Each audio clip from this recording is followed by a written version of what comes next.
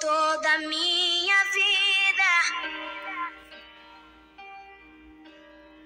Ó Senhor, te louvarei, pois meu fôlego é tua vida e nunca me cansarei. Posso ouvir a tua voz, é mais doce do que o mel, que me tira desta cova e me leva até o céu. Já vi fogo e terremoto, vento forte que passou. Já vivi tantos perigos, mas tua voz me acalmou. Tu das ordem às estrelas e ao mar aos seus limites, e eu me sinto tão seguro no teu colo, ó Altíssimo. Não há ferrolhos nem portas que se fechem diante da sua voz. Não há doença nem culpa que fiquem de pé diante de nós. E a tempestade se acalma na voz daquele que tudo criou, pois sua palavra é pura, escudo para os que nele creem. Por toda a minha vida, ó Senhor, te louvarei, pois meu fôlego é tua vida e nunca me cansarei. Posso ouvir a tua voz, é mais doce do que o mel, que me tira desta cova e me leva até o céu. Já vi fogo e terremoto, oh, vento forte que passou. Já vivi tantos perigos, mas tua voz me acalmou. Tu das ordem às estrelas e ao mar aos seus limites, e eu me sinto tão seguro no teu colo, ó Altíssimo. Não há ferrolhos nem portas que se fechem diante da sua voz. Não há doença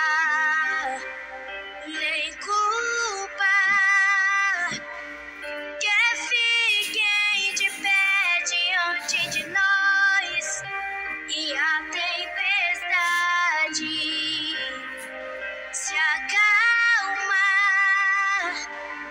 na voz daquele que tudo criou, pois sua palavra é pura, escudo para os que nele crêem.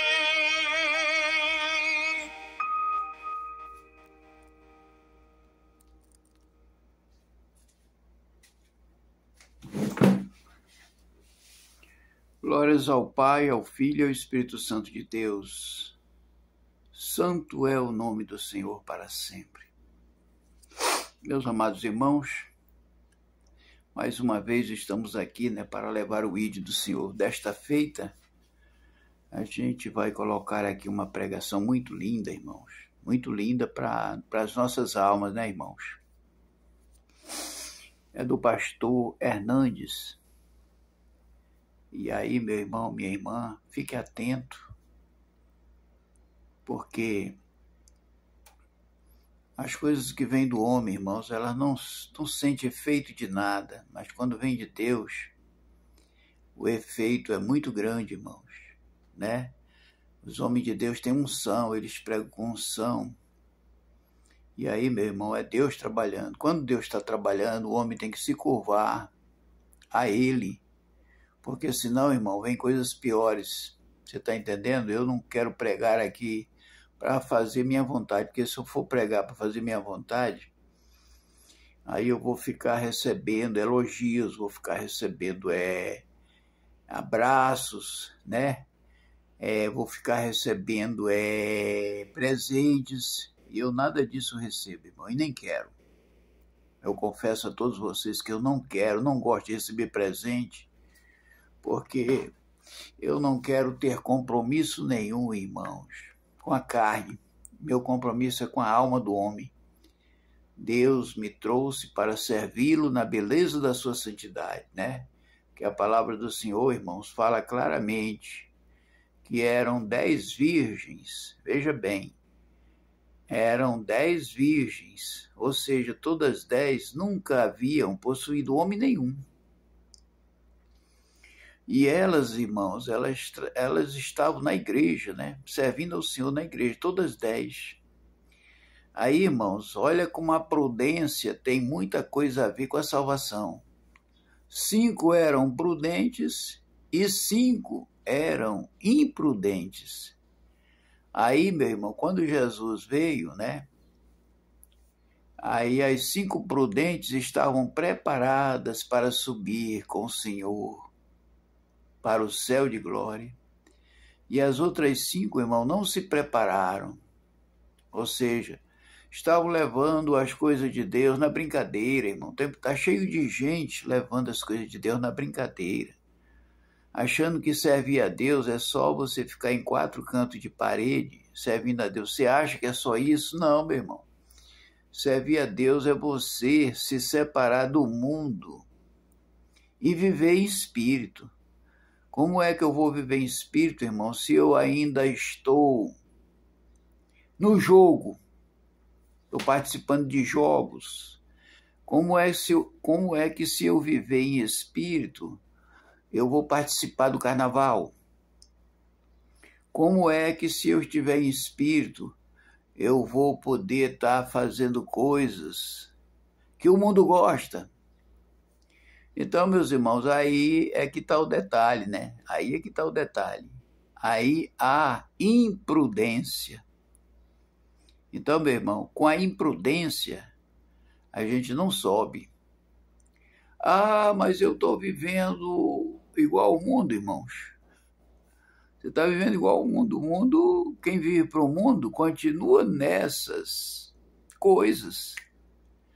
E aí, quem vive para Deus, irmãos, escolheu uma maneira de viver melhor para o Senhor, para que o Senhor possa nos dar a salvação.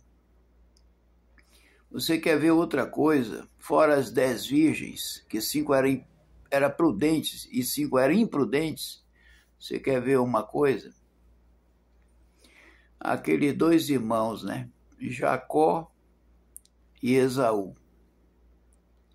Esaú nasceu primeiro, ele tinha direito à primogenitura de Deus. A primogenitura era para o filho mais velho, né, irmãos?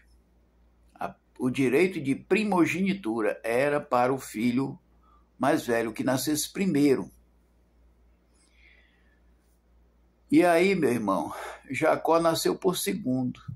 Só, meu irmão, que Esaú, ele gostava de sair para as caçadas dele por aí, curtir a vida dele no mundo, né? Viver uma vida totalmente isolada daqueles que servem a Deus.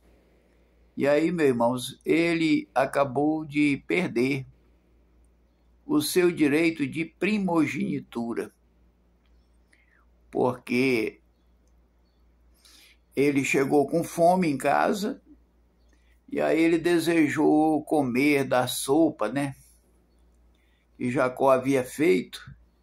Ele desejou comer da sopa, né? E aí Jacó pegou ele, ó, se tu me der o direito de primogenitura, tu pode comer. Ele chegou com muita fome. Aí ele pegou, não contou duas vezes, aceitou. Mas aí, meu irmão, ele perdeu o direito de primogenitura. Quando ele perdeu que o pai morreu, aí, meu irmão, ele partiu para cima de Jacó, querendo matar. Jacó teve que ir embora, né? Então, meus irmãos, a gente pensar que serve a Deus é uma coisa, e servir a Ele é outra coisa. Não adianta eu dizer assim, olha, eu sirvo a Deus se eu vivo da mesma maneira que eu vivia no mundo. Aí, meu irmão, eu estou longe, eu sou imprudente, né? É nessa hora que você pode se chamar de imprudente, porque você não faz a vontade do mestre. E o mestre quer que a gente faça a sua vontade. Fazendo o quê? O bem, né? É o bem. E é por causa do bem que o diabo, irmãos, detesta as coisas de Deus. É por causa do bem. Porque por causa do mal, as pessoas sempre recebem apoio por causa do mal. Principalmente agora, né? Nos últimos tempos, né? Onde Jesus já está praticamente voltando, né? Estamos esperando ele a qualquer momento. E é como eu tenho falado para vocês, né, irmãos? As portas do inferno não prevalecerão contra a igreja do Senhor. A igreja somos nós. Mas as portas do inferno não podem com a igreja de Deus. Não pode, irmão. Sabe por quê? Porque existe a perseverança. Então, meu irmão, quando existe a perseverança, a igreja do Senhor está intacta, ninguém mexe, porque se mexer, irmãos, vem problemas. Você não pode mexer com a igreja de Deus, com a verdadeira, senão vem problemas para você, né? E quem mexer com ela, você não pode mexer com a igreja do Senhor. Então, meu irmão, eu só prego o bem, para as pessoas fazerem o bem, né? Agora, se forem para fazer o mal, aí, meu irmão, o que eu posso fazer se eu estou mostrando? Jesus mandou pregar o evangelho dele, né? Ide por todo mundo e pregar o meu evangelho a toda criatura, né? Para quem crê e for batizado, seja salvo, irmão, no último dia, que seria o último dia de nossas vidas aqui, porque nós vamos partir, irmãos, e aí nós seremos julgados pelo que nós fazemos, pelo que nós somos, nós seremos julgados. Então, se você for um servo de Deus verdadeiramente e tiver na prudência, você, meu irmão, já está salvo. Mas não pode se gloriar. Você não pode dizer que está salvo, né? Eu digo, se for da vontade de Deus, o Senhor me salvar, né? Se por acaso eu for salvo, porque não depende de mim, depende de Deus, né? Agora, a gente não pode se gloriar, mesmo que você esteja no caminho do Senhor, você não pode se gloriar, porque a glória, irmão, é um pecado, e o pecado faz você não subir, por causa da maneira que você se gloria. Então eu quero dizer aos amados irmãos, que mesmo que você esteja salvo, nunca diga, porque você está se gloriando. E a Bíblia diz que toda a glória pertence ao Senhor. Na hora que você for falar sobre salvação, você fala assim, se Deus quiser, eu serei salvo. Veja bem, é diferente de você, não, eu estou salvo, estou salvo. Não, meu irmão, aí você está se exaltando, se gloriando. E nós não podemos levar essa glória com a gente, a não ser, irmão, se nós dissermos, se for da vontade de Deus, eu serei salvo. Veja bem, se for da vontade de Deus, nunca coloque você na frente. Sempre você coloca, se Deus quiser, eu serei salvo. Se for da vontade dele, eu serei salvo, né? Mas nunca fale, eu estou salvo, eu estou salvo. Não, aí você está se gloriando, irmão. Então tenha cuidado. A Bíblia, irmão, ela dá uns ensinamentos muito lindos para nós. Agora a gente precisa, irmãos, observar com muita atenção a Bíblia para a gente não pecar contra Deus. Tá bom, irmãos? A gente vai, nesse momento agora, ouvir a pregação do pastor Hernandes, né? Uma grande pregação para você meditar, para você observar, né? Porque, irmãos, a gente precisa de Deus em Cristo, todos os momentos de nossas vidas aqui na Terra. A gente precisa de Deus. E é necessário, meu irmão, que a gente faça a sua vontade, né? E para fazer a vontade de Deus, meu irmão, não é fácil não. Fazer a vontade de Deus não é fácil. Só que a gente tem, irmãos, que fazer a vontade de Deus. É Ele quem nos pede para a gente fazer a sua vontade. Porque, meu irmão, naquele grande dia, irmãos, muitos vão se assustar. Grave e solene. Eu quero falar sobre Grande a pregação, perseguição irmão. religiosa. E este é um assunto que está em pauta hoje. Sempre esteve em evidência na história da igreja. A Igreja de Cristo é uma igreja martírica. Ela enfrenta e enfrentou e há de enfrentar no futuro ainda a carranca do mal, o ódio do mundo, a fúria do diabo. E ao longo dos séculos a igreja viveu debaixo de pressão interna, opressão externa. Isso desde o início. Quando você fala da igreja neotestamentária, você vai encontrar a perseguição do sinédrio judaico, que por inveja e ciúmes perseguiu de maneira tão truculenta os apóstolos de Jesus, prendendo-os, açoitando-os, ameaçando-os. Entretanto, a perseguição não parou a igreja. Ao contrário, o vendaval que vem só espalha mais as sementes. A perseguição dispersa os crentes, e os crentes são como sementes por onde passam. Mais tarde, os imperadores romanos começam a perseguir a igreja de forma tão truculenta. Os crentes eram crucificados, queimados vivos, jogados às feras.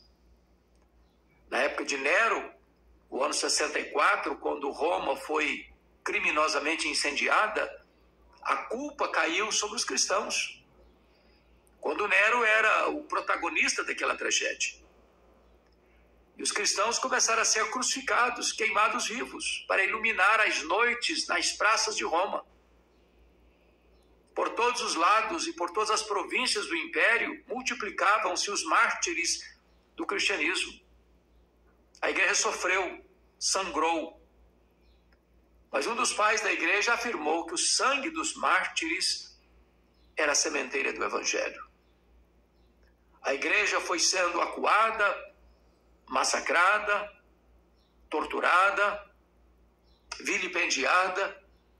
Os crentes foram presos, açoitados, martirizados. Mas a igreja continuou crescendo. E por isso, no quarto século, o cristianismo, que foi tão duramente perseguido, vem a se tornar religião oficial do Império Romano. Isso teve seus aspectos positivos e outros tantos negativos. Positivos porque cessou a perseguição. Os crentes agora não viviam mais nos antros, nas cavernas, nas catacumbas. fugindo pelos antros da terra para pouparem a sua vida.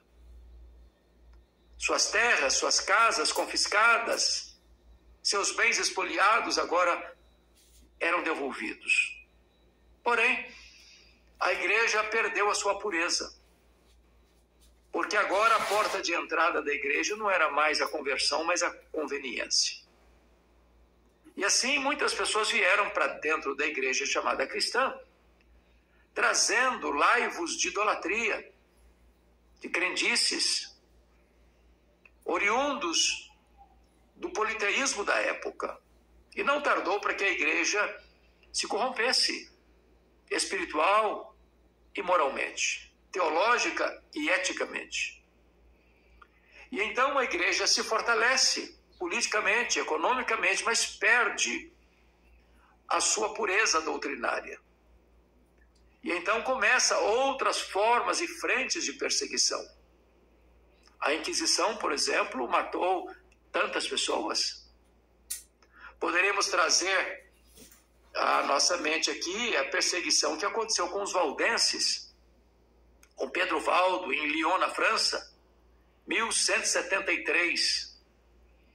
E ele foi perseguido duramente.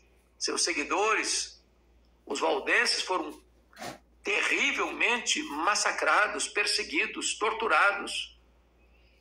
Talvez pudéssemos trazer aqui a memória a chamada Páscoa de Piemonte, em 1655, no norte da Itália, em Turim, quando valdenses foram torturados, assassinados, com requinte de crueldade. Uma perseguição religiosa das mais dolorosas da história da humanidade. Depois nós vamos encontrar no concílio pós-reforma, ou contra-reforma, o concílio de Trento, esta máquina de perseguição que foi a Inquisição, onde aqueles que eram considerados hereges, ou seja, que não subscreviam os dogmas da igreja oficial, eram perseguidos, eram torturados, eram caçados. Talvez pudéssemos trazer à tona aqui a chamada Noite de São Bartolomeu, na França. E esta chamada Noite de São Bartolomeu, 24 de agosto de 1572, sob a liderança de Catarina de Médici, nesta noite, fatídica noite, mais de 70 mil protestantes franceses, os huguenotes, foram mortos com requinte de crueldade. A Guerra dos 30 Anos, na Alemanha, 1518, 1618 a 1648, foram milhares de pessoas mortas nesse grande enfrentamento. Poderíamos trazer também à memória a perseguição de Maria Tudor na Inglaterra, 1553, 1558. E as perseguições não cessaram, porque elas ganharam novos contornos. E nós então chegamos ao século XIX, com o avanço do liberalismo teológico, e depois no século XX, que foi o século das duas sangrentas guerras mundiais.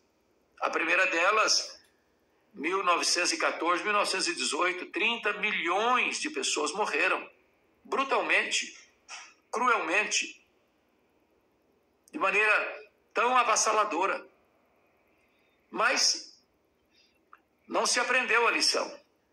Então veio a Segunda Guerra Mundial, 1939 a 1945, e mais de 60 milhões de pessoas morreram. As guerras tornaram-se sangrentas, as armas potentíssimas. O mundo civilizado tornou-se um mundo animalizado, animalescamente. Talvez mais pessoas morreram martirizados por sua fé só no século XX do que nos outros séculos da história.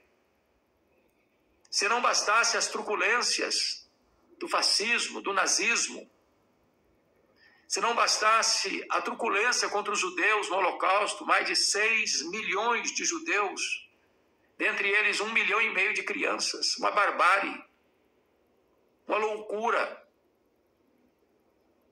uma postura anti-humana, desumana, cruel, repugnante, onde pessoas eram ceifadas, não porque cometiam crimes, mas simplesmente porque tinham sangue judeu correndo em suas veias. Depois vem a questão do comunismo que se estabeleceu na Rússia, na Coreia, na China, e onde milhões e milhões de cristãos foram mortos, e ainda o são até hoje, em muitos lugares do mundo. Agora, mais recentemente, estamos vendo a perseguição na Nigéria, na África, onde cristãos estão sendo assassinados, para espanto nosso, sob o silêncio da imprensa e das autoridades. Os cristãos estão morrendo em tantos lugares, não porque cometem crimes, não porque são arruaceiros, não porque estão envolvidos em esquemas de corrupção, não, por terem uma Bíblia, por professarem o nome de Jesus, por crerem no Salvador. São perseguidos, são presos, são torturados, são assassinados. E precisamos nos acautelar sobre isso, porque a perseguição religiosa às vezes passa batido. E é de se destacar que a religião mais perseguida no mundo é o cristianismo. É o cristianismo. E o cristianismo tem sido não só perseguido do ponto de vista de ataque físico, mas também ideológico, onde se quer banir das escolas, das universidades, dos departamentos públicos, os símbolos do cristianismo. Onde se quer banir das escolas a palavra de Deus. Onde em muitos lugares se proíbe fazer uma oração, uma sala de aula. Onde tantas vezes se tem notícia de que escolas, desde o começo até o pós-doutorado, têm se transformado em agências de divulgação de ideologias que apregoam o ateísmo e a perseguição ao cristianismo e a fé judaico-cristã. É importante também ressaltar que isso não é uma surpresa e nem é uma novidade. E eu queria pedir sua licença para ler para você o que Jesus mencionou no seu sermão profético. Porque quando ele está tratando da questão da sua segunda vinda, dos sinais da sua segunda vinda, ele alerta para alguns fatos. Primeiro, o engano religioso. O surgimento de falsos profetas, de falsos mestres, que operariam falsos milagres. E as pessoas ávidas de milagres estão correndo atrás das últimas novidades do mercado da fé.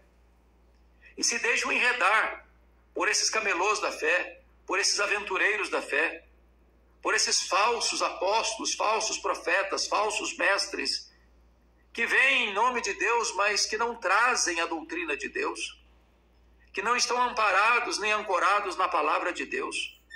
E a perseguição religiosa é o primeiro sinal que Jesus aponta. Ele falou das guerras, rumores de guerras, nação contra nação, reino contra reino. E o mundo é o mundo das guerras, da violência, onde se levanta um monumento de paz, mas se investe em armas de destruição.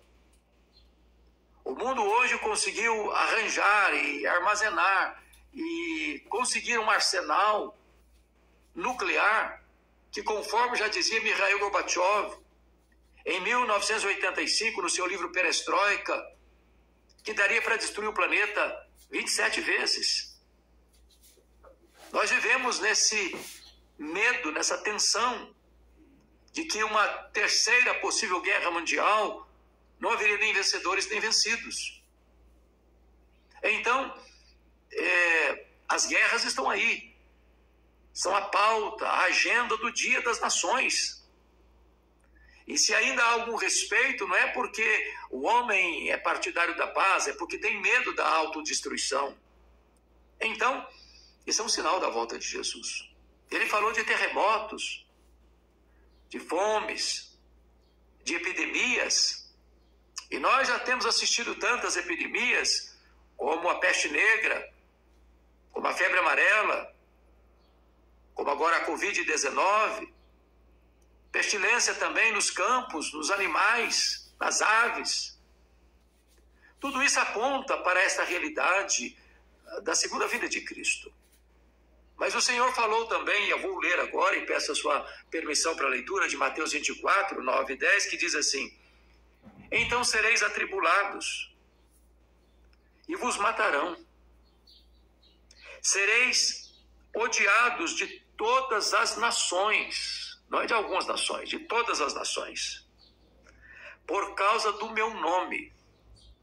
Não é porque você fez o mal, cometeu crimes, foi um transtorno para a sociedade. Não.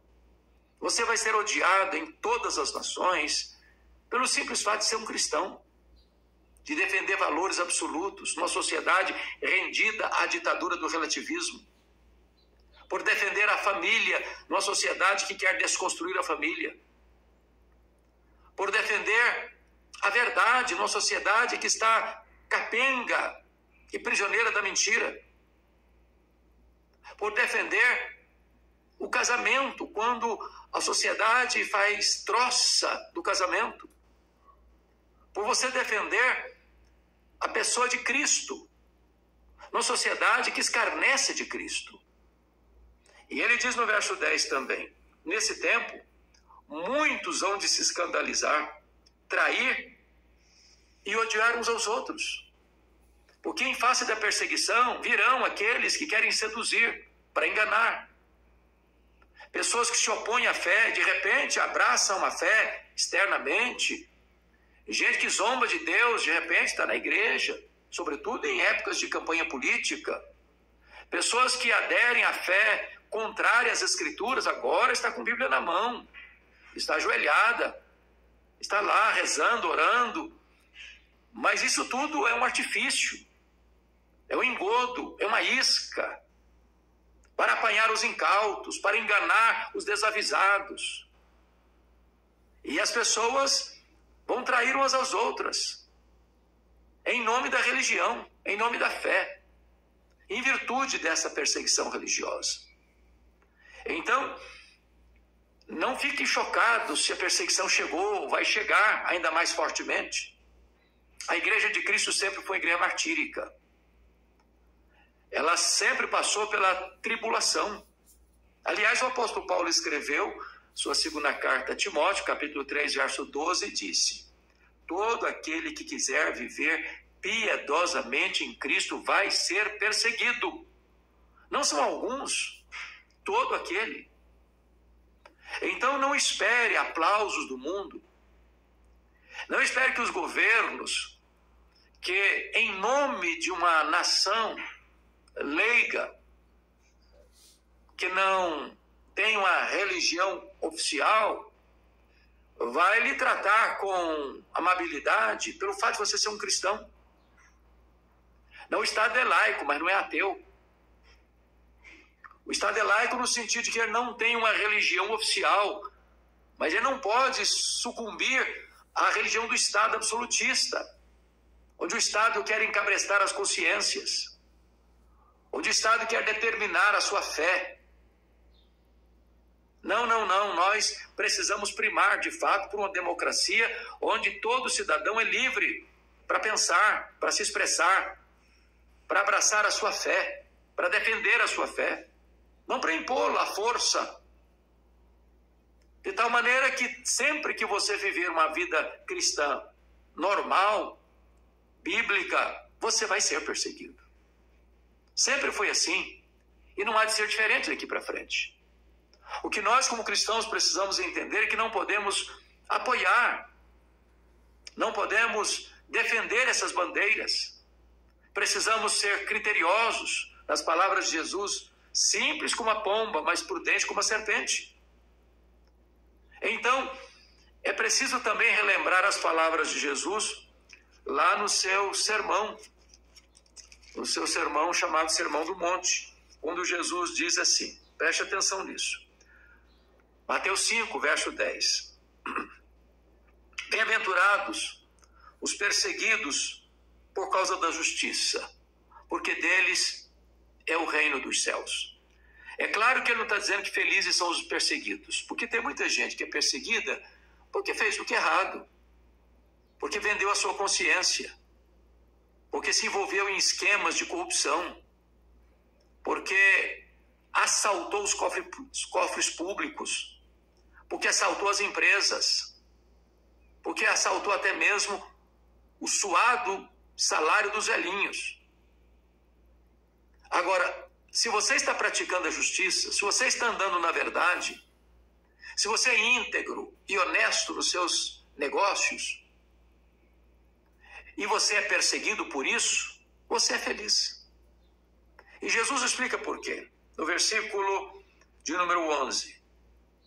Veja você.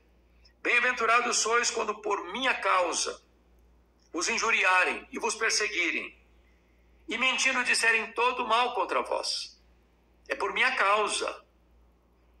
Por minha causa, pelo fato de você ser um cristão, de você ter valores absolutos, de você crer na Bíblia, de você defender a fé cristã. Você é feliz, você é bem-aventurado. Quando as pessoas mentindo, disserem todo mal contra você, você é feliz. Por quê? Ele diz, regozijai-vos e exultai, porque é grande o vosso galardão, pois assim perseguiram aos profetas que viveram antes de vós. Quando você é perseguido pela sua fé, você passa a fazer parte de um time, de uma nuvem de testemunhas, que pela sua fé também foram perseguidos, alguns presos, outros mortos, que foram os profetas. Então, a igreja é uma igreja martírica. A igreja é a igreja que passa pelo vale da prova. Mas em face da morte não amaram a própria vida. Se preciso for, sela o seu testemunho com seu próprio sangue. Mas, morrendo por Cristo, por causa da sua fé nele, não é um fracassado, não é um derrotado, é um vitorioso. Certamente dias difíceis hão de vir. A grande tribulação, o pouco tempo de Satanás, a apostasia, a manifestação do homem da iniquidade.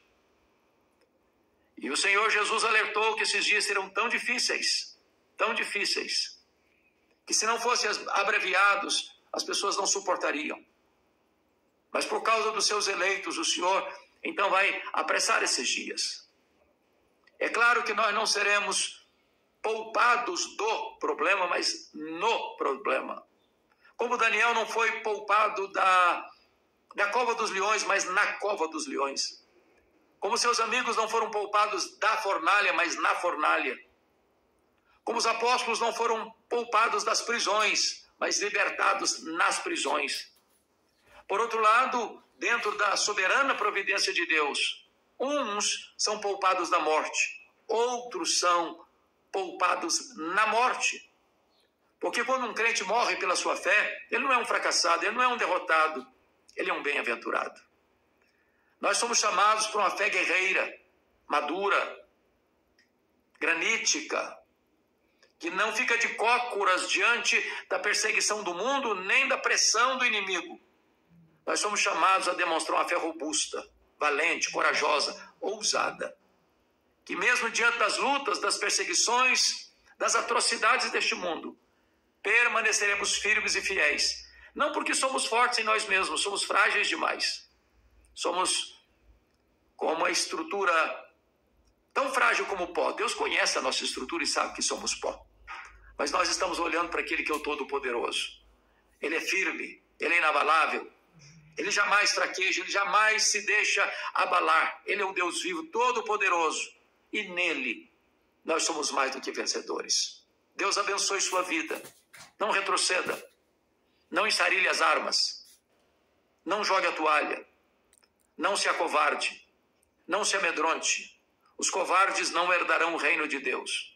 É necessário ter fibra, coragem, força, ânimo para prosseguir, apesar das lutas, apesar das adversidades, apesar das perseguições. Se formos perseguidos por causa do nome de Cristo, por causa do Evangelho de Cristo, por causa do testemunho do Evangelho, consideremos-nos felizes e bem-aventurados. Se essa mensagem foi relevante para o seu coração, eu peço que você a compartilhe com seus amigos. Se você ainda não está inscrito neste canal, quem sabe você possa nos ajudar e se inscrever. Assim, levando conosco esta mensagem aos rincões da pátria brasileira e às outras nações da terra. Deus abençoe sua vida. Muito obrigado.